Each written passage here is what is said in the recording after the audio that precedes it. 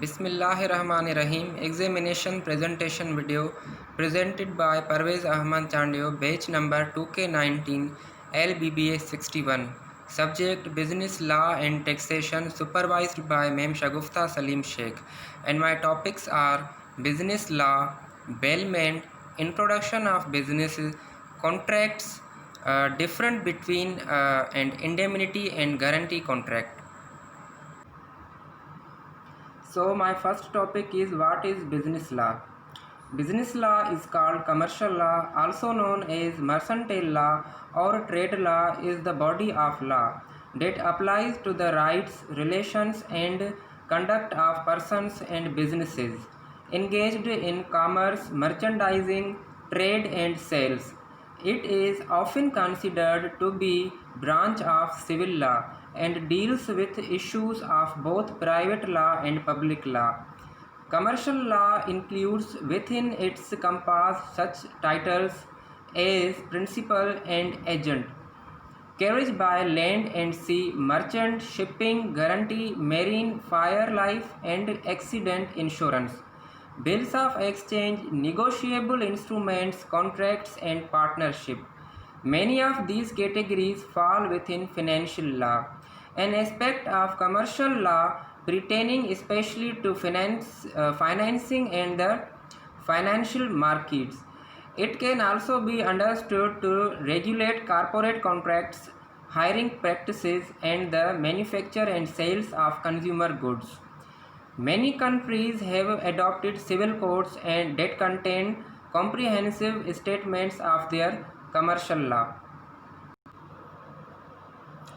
Now, business law falls into two distinctive areas. Number one, the regulation of commercial entities by the laws of company, partnership, agency, and bankruptcy. And number two is the regulation of commercial transactions by the laws of contract and related field. In civil law countries, company law consists of statute law. In common law countries, it consists partly of the ordinary rules of common law and equity, and partly statute law. Two fundamental legal concepts underlie the whole of company law: the concept of legal personality and the theory of limited liability. Nearly all statutory rules are intended to protect either creditors or investors. Now here are types of business laws. Number one is employment law. The body of law that governs the employer-employee relationship, including individual employment contracts, the application of tort and contract doctrines, and a large group of statutory regulation on issues such as the right to organize and negotiate, collective bargaining agreements, protection from discrimination, wages and hours, and health and safety is called employment law. Now the second one is consumer goods sales law. The law of sales of goods provides such guidelines and liabilities for the safety and security of the consumers.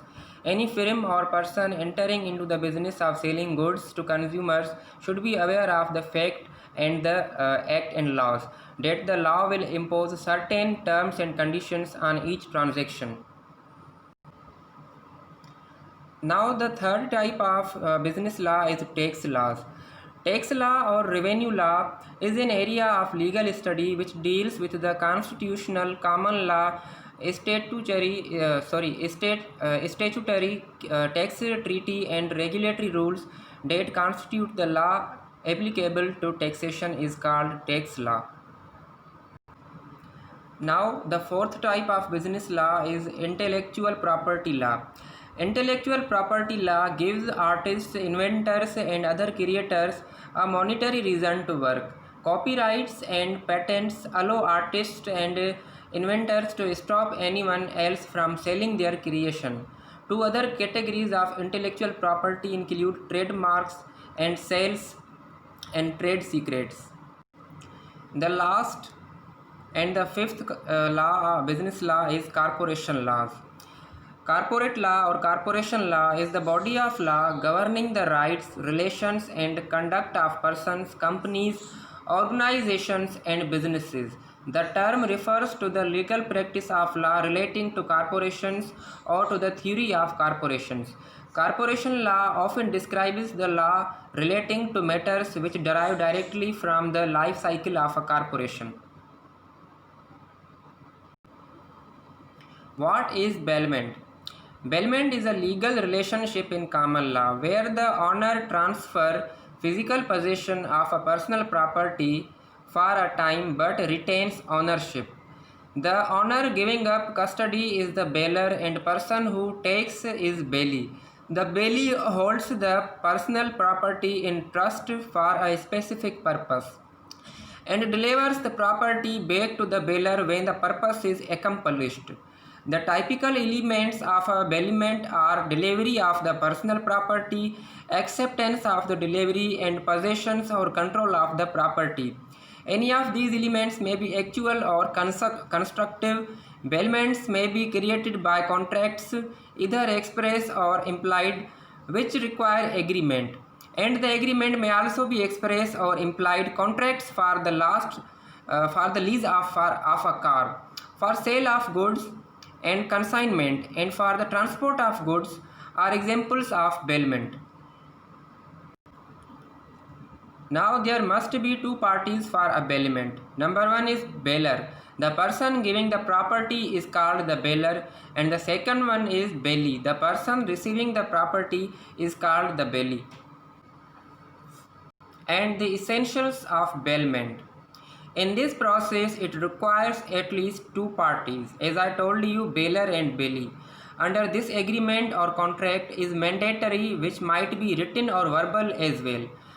After completion of agreement entered, bailee must have returned possession to bailer, which is very compulsory, very essential, and very important. Now here is the classification of bailment. Number one is gratuitous bailment. Gratuitous bailment is the bailment of property to a bailee for no reward and for the property to be returned upon the demand to the bailer. Number second is non-gratuitous bailment. Non-gratuitous bailment contrary to gratuitous bailment. A non-gratuitous bailment or bailment for reward is one that involves some consideration passing between the bailer and bailee. Obviously, in this case, the delivery of goods take place for the mutual benefit of both parties. Number third is bailment for the benefit of the bailer. Number fourth is bailment for the exclusive benefit of the bailee. And number fifth as well is bailment for the benefit of the bailer and both bailee. It means it is beneficial for both bailer and bailee.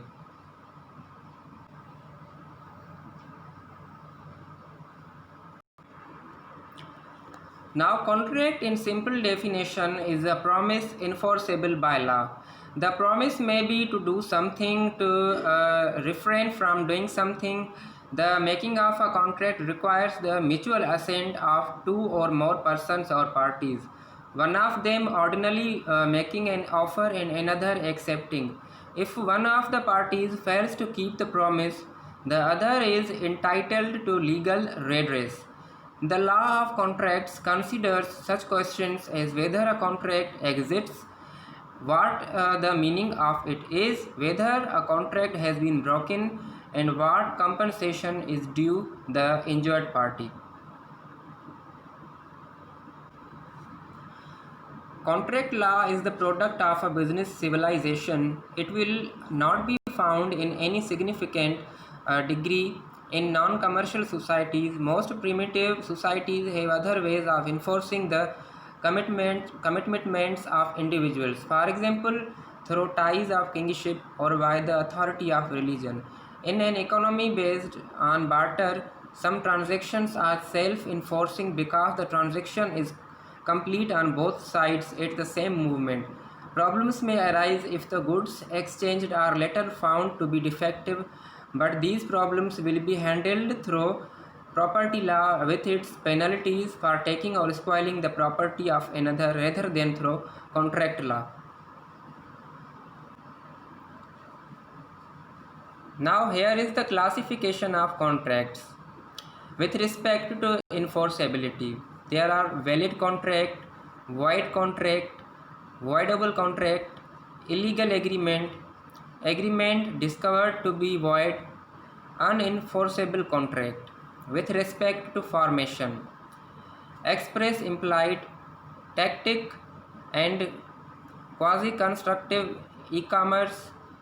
With respect to performance, executed contract, executory contract. With respect to obligation, unilateral or bilateral contract.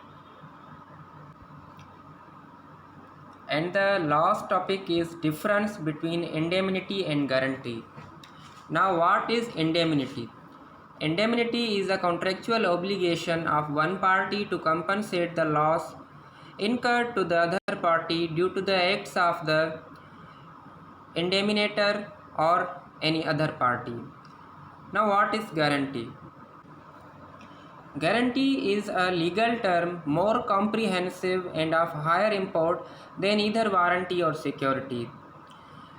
It most commonly designates a private transaction by means of which one person to obtain some trust, confidence or credit for another engages to be answerable for him is called guarantee.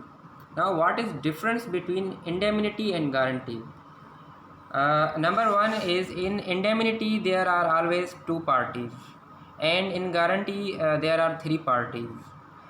Indemnifier and indemnity holders are in indemnity, and creditor, principal debtor and surety are in guarantee. There is only one contract between indemnifier and indemnity holder in indemnity, and in guarantee there are three contracts: one between principal debtor and creditor, second between creditor and surety, and third between surety and principal debtor.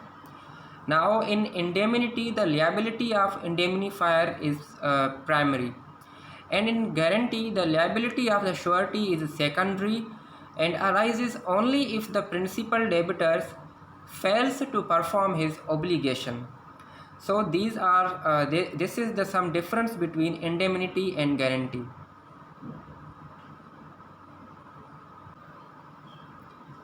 The key differences between guarantees and indemnities include is that a guarantee is a secondary liability, which means that there will be another person who is primarily liable for the obligation, whereas an indemnity imposes a primary liability. In most states, guarantees must be in writing or evidenced in writing, whereas indemnities do not have to be in writing and may be implied by the courts. A guarantor's liability is limited by the extent of debitor's liability. In contrast, an indemnifier's liability is determined by the terms of the courts. A guarantor is discharged from liability if the principal contract is void or unenforceable, whereas an indemnifier generally remains liable if another associate transaction is unenforceable or void.